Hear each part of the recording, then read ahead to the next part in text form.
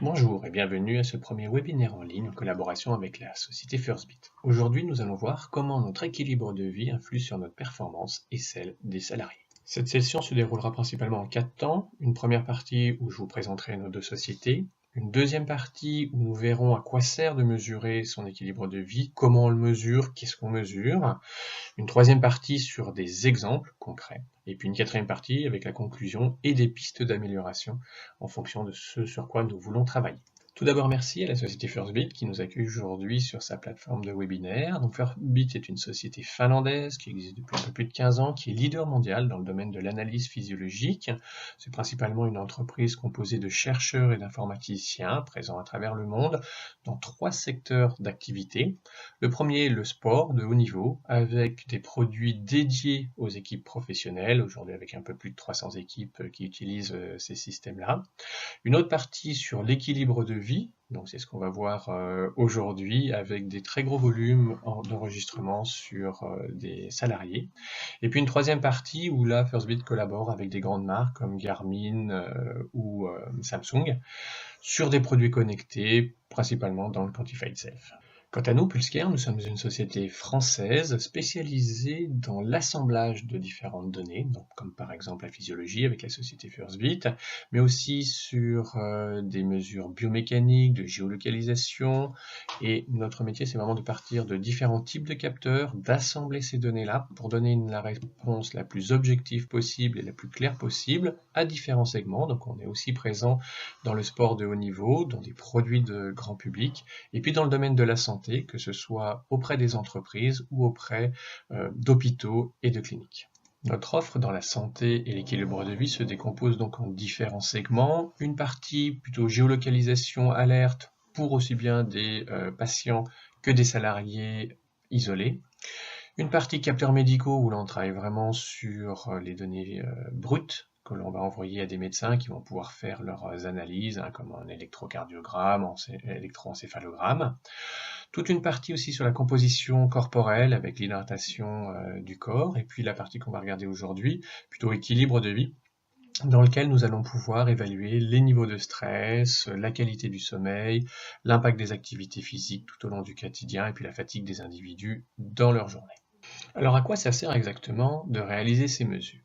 Tout d'abord, ce qu'il faut savoir, c'est que ça permet vraiment d'objectiver les choses. Aujourd'hui, beaucoup de personnes se sentent stressées. Mais qu'est-ce que ça veut dire exactement? C'est plutôt un sentiment qu'ils peuvent avoir, mais d'un point de vue pure physiologie, est-ce que leur corps est capable ou pas de continuer à accepter ce niveau de stress? Donc là, en réalisant ces mesures, nous allons vraiment voir comment ce corps réagit aux différentes parties de la journée, et puis ça va permettre derrière de personnaliser, de proposer des plans d'action qui vont être vraiment attachés à la personne, en lien avec ses réactions tout au long de la journée. Ces mesures individuelles peuvent ensuite être remontées à un niveau collectif afin de voir comment un groupe se comporte dans certaines situations. L'intérêt est principalement dans le monde de l'entreprise, où là, par exemple, vous pouvez tout à fait donner une vision à un manager de comment se comporte son groupe dans différentes situations, dans différentes tâches de leur journée. Et ensuite, ces mesures doivent bien évidemment permettre de mettre en place des plans d'action qui vont avoir différents objectifs, soit principalement réduire le stress, pour diminuer par exemple l'absentéisme ou les risques de maladie, ou alors, dans certains cas, on ne peut pas franchement changer la configuration des journées. Je prends l'exemple par exemple de services d'urgence, où là il va plutôt falloir travailler sur l'augmentation de la résistance des personnes qui y sont. Ça va aussi permettre de visualiser les facteurs les plus importants sur les facteurs de stress et non pas simplement sur le ressenti que peuvent avoir les personnes. Et puis ça peut aussi servir de support de prévention dans le cadre de formation, où là les mesures sont adossées à de la prévention secondaire pour aider les gens à mieux comprendre qu'est-ce qui va vraiment impacter leur vie, comment ça l'impacte, et puis comment est-ce qu'on peut avancer, donc par exemple sur les addictions. Pour avoir ces informations, qu'est-ce que nous mesurons? À travers le signal cardiaque complet, nous allons identifier différentes informations, comme par exemple ici, vous voyez du temps entre les pics, qui s'appelle la variabilité cardiaque, et ces différentes informations à travers ce signal cardiaque, va vraiment nous permettre de voir ce que l'on appelle le système autonome. Alors qu'est-ce que c'est que ce système autonome? Le système autonome, c'est comme son nom l'indique, un système qui fonctionne en totale autonomie et qui va gérer tout au long de la journée, par exemple votre réaction au stress, mais aussi votre température corporelle, votre respiration, votre rythme cardiaque, la dilatation de vos pupilles, etc. Et dans ce système, il y a comme une grande balance qu'on appelle le système d'un côté sympathique pour tout ce qui va être plutôt accélération, mise en action, et puis de l'autre côté, le système parasympathique qui va être lié à la décélération et à la récupération. Ces deux systèmes fonctionnent en permanence et vont avoir un impact direct sur le rythme cardiaque. Donc c'est à travers ce rythme cardiaque, comme je vous le disais, que nous allons voir comment ces deux systèmes fonctionnent, tantôt sur de l'accélération, tantôt sur de la récupération, et surtout de voir si ces accélérations ou ces décélérations, si cette récupération ou ces niveaux de stress sont acceptables ou pas par l'organisme. Alors comment est-ce que l'on procède pour faire ces enregistrements? Là, comme vous voyez, sur la première phase, on équipe chaque individu d'un petit capteur qui fait 16 grammes et qui va être porté pendant la période que l'on veut enregistrer. Alors idéalement, on propose des enregistrements à minima de 48 heures pour avoir au moins 2 nuits de référence puisque le système va se calibrer par rapport à ces moments où on est totalement calme. Ensuite, ce capteur va être récupéré, on va envoyer les informations à travers un logiciel d'analyse qui va nous permettre de ressortir différents rapports. Alors ces rapports sont soit individuels, soit de groupe, en fonction de ce que l'on veut regarder. Ensuite, lors d'une restitution, nous allons pouvoir, soit à titre individuel, soit au niveau collectif, pouvoir justement regarder ces différents résultats avec l'individu, en fonction de ce qu'il a envie, de ce qu'il peut mettre en place, définir de nouveaux objectifs, pour l'aider dans sa gestion quotidienne. Donc là, comme vous voyez, on essaye systématiquement que nos systèmes soient le moins invasifs possible, tout simplement parce que si vous avez un système qui vous empêche de dormir, c'est vrai que les mesures vont être un peu biaisées. De la même façon, ce que l'on essaye, c'est de rendre autonomes les différents individus, c'est-à-dire qu'on va leur donner des clés pour pouvoir mettre en place des petites évolutions dans leur vie, pas de grosses révolutions, mais des petites choses qui vont réellement diminuer leur fatigue, qui vont améliorer leur résistance au stress, ou au contraire la diminuer tout au long de la journée en fonction de ce qu'ils veulent. Alors comment ces mesures sont restituées? On a essayé de les simplifier au maximum. Donc là, vous avez deux lignes. Une première avec une journée sans moment de récupération, une deuxième avec un peu de récupération. Et nous transformons ces signaux physiologiques en couleurs. Donc là, par exemple, vous avez différentes couleurs qui s'affichent. Sur la première journée, par exemple, on voit principalement du rouge, un petit peu de bleu. Alors le rouge, c'est quoi? C'est la réaction liée au stress. C'est-à-dire que c'est ce fameux système autonome qui s'adapte. Vous avez le système sympathique qui s'active. Et plus celui-ci va s'activer, plus les barres vont être élevées. Donc on voit là par exemple qu'une des barres les plus élevées, c'est au niveau d'une réunion client qu'a eu l'individu. Mais lors de cette réunion, ce que l'on voit aussi, c'est qu'il y a eu un pic tout au début, puis qu'ensuite ce pic très rapidement descend et arrive à des niveaux qui sont beaucoup plus bas. Donc là, on peut réellement se poser la question du pourquoi ce pic en début de réunion. Et si on regarde bien, il y a un petit peu de bleu juste avant. Et le bleu, c'est tout ce qui va être lié à de l'activité physique. Donc là, très certainement, on a affaire peut-être à un commercial qui est soit en retard, soit en tout cas va un peu se précipiter pour arriver à son rendez-vous, et c'est ce qui va générer ce stress de démarrage. Ensuite, on va avoir une descente, donc là, je dirais la réunion se passe ensuite plutôt bien, et ensuite on a de nouveau du bleu, où là il repart de sa réunion. De la même manière, si on regarde ce qui se passe aux alentours de 16 heures, on a un espèce de bloc rouge avec un démarrage avec un niveau de stress aussi important. Ensuite, on voit que pendant ce moment-là, le stress diminue, puis ensuite il remonte à la fin. Typiquement, il peut par exemple s'agir d'une négociation, là aussi, par exemple avec un client, avec un démarrage un petit peu plus difficile, ensuite on discute des différentes affaires, et à la fin, par exemple, c'est peut-être la négociation financière. La négociation des prix est peut-être pour cet individu quelque chose de compliqué. Donc là, l'intérêt de cette mesure, c'est vraiment de pouvoir le plus précisément possible identifier les moments, soit d'une réunion, soit d'une journée, et de pouvoir se dire, ok, si là réellement ce niveau de stress est important en fin de réunion, qu'est-ce qui s'est passé? Comment tu l'as abordé, et de pouvoir aider l'individu dans cette phase. Ce qu'il faut bien comprendre, c'est que le stress va aussi avoir une incidence sur la capacité de négociation, par exemple, du vendeur. Si son stress est trop important, il va perdre ses moyens, il aura moins de facilité à répondre aux objections, par exemple, de son client. Vous avez aussi le cas avec des personnes qui doivent parler devant un auditoire et qui vont perdre une grande partie de leur capacité, tout simplement parce que leur niveau de stress, par exemple, est trop important. Sur la deuxième journée, on voit apparaître du vert, ce qui est l'activation du système parasympathique. Le système parasympathique, je vous le rappelle, c'est le système qui permet la récupération. Donc il est important d'en avoir évidemment pendant la journée, mais aussi pendant la nuit. Et là encore, plus les barres vont être élevées et plus l'intensité ou la capacité de récupération de l'individu va être importante. Dans cet exemple, on peut donc voir de la récupération lors du petit déjeuner, le matin. Contrairement à la journée précédente, vous voyez, on était dans l'activité physique, donc on était peut-être un peu en train de courir dès le matin. On retrouve aussi ici, lors du repas, un moment de détente et de récupération, ce qu'on n'avait pas la veille. Et puis à partir de 16h, avant même la fin du travail, on retrouve des moments aussi où on a pu récupérer. Vous voyez donc des petits pictogrammes qui montrent différents types d'activités.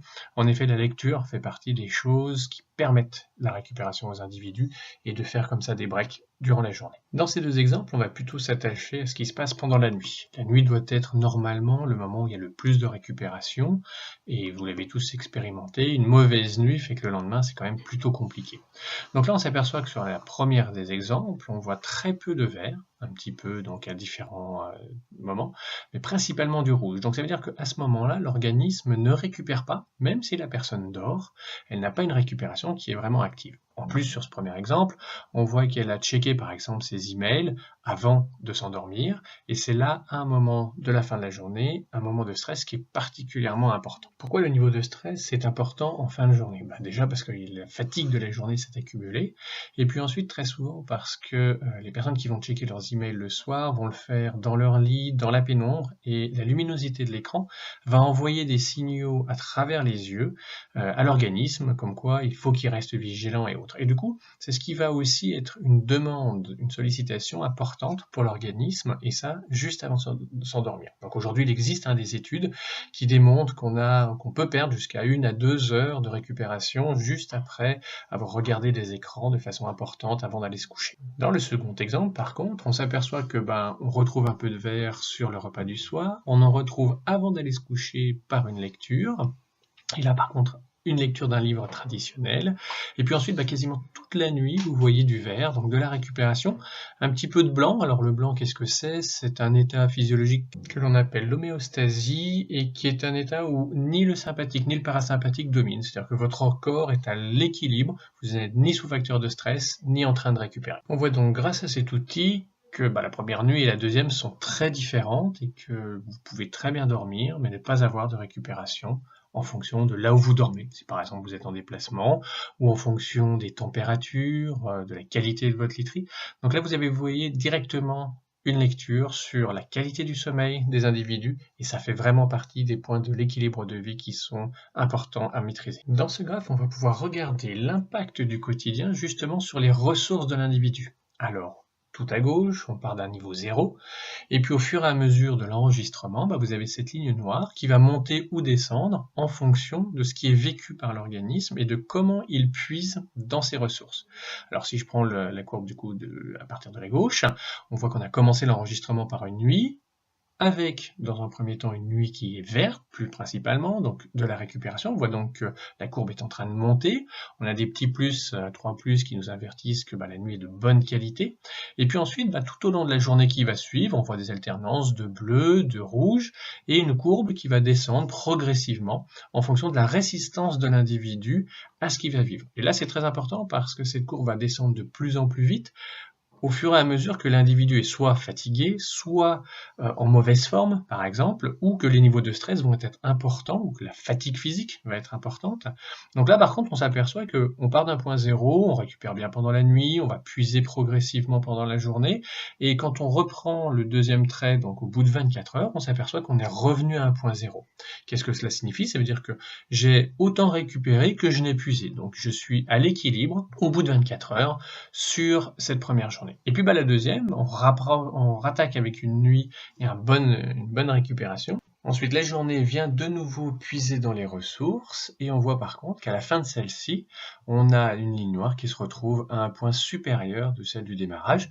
C'est-à-dire que là, la personne a un gain par rapport à la journée précédente. Dans ce deuxième exemple, on voit que le profil est tout à fait différent puisque là, on va puiser dans les ressources pendant la journée, mais on s'aperçoit aussi que pendant la nuit, l'organisme ne récupère pas du tout. Donc la personne dort, mais par contre, son organisme, lui, ne récupère pas. Et puis d'une journée à l'autre, on voit que ça continue, on est toujours dans le même schéma. Les seuls moments de récupération, c'est sur cette deuxième journée aux alentours des 10 heures. Ce qu'il faut savoir, c'est que dans cet exemple, on n'a pas du tout affaire à une personne pathologique, mais on retrouve ça régulièrement chez des gens avec des personnes qui dorment, mais qui ont des perturbations au niveau du sommeil et qui n'arrivent plus à récupérer. Donc de jour en jour, ils sont de plus en plus fatigués, de moins en moins performantes. Alors là, ce que l'on voit, c'est que sur ce moment de récupération, on a posé la question à la personne et elle a suivi un massage qui lui a permis de vraiment récupérer. Donc ça aussi, ça permet vraiment d'objectiver les choses que l'on va faire dans la journée sur est-ce que réellement elle m'apporte une récupération, est-ce que c'est efficace sur mon organisme, et je vais pouvoir comme ça aussi adapter la séance en se disant, voilà, ça c'est une bonne séance, alors que peut-être une autre aurait eu moins d'impact. Ce qui est donc à retenir sur ces premiers rapports individuels, c'est que tout au long de la journée, on est soumis à différents facteurs qui vont puiser plus ou moins dans mes ressources et qu'il faut que je crée pendant la journée, mais aussi évidemment pendant la nuit, des moments où je vais pouvoir récupérer. Et là, on a vraiment un outil qui permet d'objectiver tous ces différents paramètres pour bien suivre l'évolution dans le temps des différents individus. Et ça joue même d'une saison à l'autre. Vous pouvez très bien arriver comme ici en fin d'année par exemple, à être plus fatigué qu'à certains moments, et la même tâche ne va pas avoir le même impact tout au long de l'année. Comme je vous l'avais dit au début, ces mesures individuelles peuvent aussi être remontées à un niveau statistique de groupe. Ici par exemple, nous voyons que nous avons enregistré un groupe de 30 personnes avec un âge moyen de 54 ans, et toutes les mesures sont ensuite remonter sur différents indicateurs. Ici, par exemple, vous voyez qu'il y a un indice d'activité physique, la répartition de la récupération pendant le sommeil, la qualité de cette récupération. Alors ensuite, en fonction de ce que l'on veut au niveau de ce groupe-là, on va travailler justement sur ces différents résultats. Par exemple, ici, si l'objectif était d'augmenter l'activité physique, nous pourrions voir que ce score de 33 est relativement faible. Le petit pointillé que vous avez juste au-dessus, c'est le score que devrait atteindre le groupe par rapport à ces mesures. Donc là, on a un résultat qui est plutôt faible et on va pouvoir comme ça mettre en place différentes activités qui vont revenir. Alors qu'est-ce qu'on a ici comme valeur? C'est que vous avez peut-être entendu parler du PNNS, donc les fameuses 30 minutes d'activité par jour. Ce sont vraiment des préconisations d'activité physique, pas forcément du sport, mais qui vont avoir un impact sur la santé des gens et qui vont leur permettre d'être plus résistants à la fatigue ou au stress. Ce que l'on voit ici sur cet exemple, c'est la qualité du sommeil de ce groupe. Donc un premier indicateur qui est le temps, la répartition du temps pendant laquelle les personnes récupèrent. Ici, vous voyez qu'on est sur 54%, c'est-à-dire que même si les personnes dorment en moyenne, par exemple, 8 heures, elles ne vont avoir qu'un peu plus de 4 heures de récupération pendant leur sommeil. L'autre indicateur, c'est la récupération, la qualité avec laquelle elles vont pouvoir récupérer. Les fameuses barres vertes que l'on avait tout à l'heure et la hauteur qu'elles pouvaient avoir. Ici, vous voyez que toujours par rapport au pointillé qui est l'objectif du groupe, on est légèrement supérieur, on est bien. C'est-à-dire que pendant ces 54% du temps, les personnes récupèrent de façon efficace. Donc là, très clairement, un de mes objectifs pour ce groupe-là, ça va être d'augmenter ce pourcentage de récupération pendant la nuit. Ça peut passer par des activités supplémentaires, par une meilleure préparation à l'endormissement et par toute autre méthode qui vont pouvoir améliorer, je dirais, cette partie liée au sommeil. Toujours dans ce groupe, je vais regarder par exemple la récupération pendant le temps de travail. Les préconisations au niveau européen sont d'avoir environ 30 minutes de récupération sur les heures de travail. C'est évidemment pendant les pauses. Mais là, je m'aperçois par exemple que sur ce groupe-là, la moyenne du temps de récupération est pas mal, 37 minutes. Par contre, j'ai vraiment deux gros blocs. Un bloc de 50% des gens qui récupèrent plus de 30 minutes et un autre bloc qui, eux, ont une récupération qui est faible, qui est inférieure à 10 minutes.